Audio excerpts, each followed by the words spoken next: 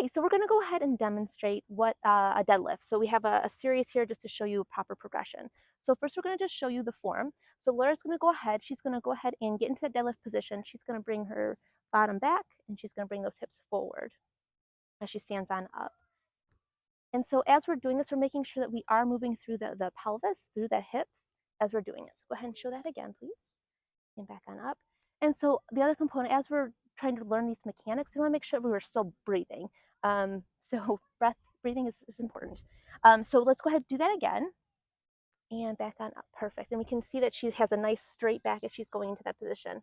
We're going to go ahead and use a band here. So this is just a looped band to give us some resistance. So depending on what you have at home, this is just going to be an option to provide some resistance here.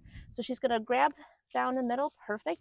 Still the same setup as she's working through this. So she's going to bring on, scoot that bottom back, and then hips forward. Perfect. She's going to breathe in and breathe out. And again, she has that nice straight spine there, which is great. So that's with the band. So now we're going to go ahead and grab a kettlebell. And so again, using what weight is appropriate for you. So she's going to still get into that same position, squat, hinging forward, and now she's going to power up, hips forward. Here we are. And still using some breath as we're doing this.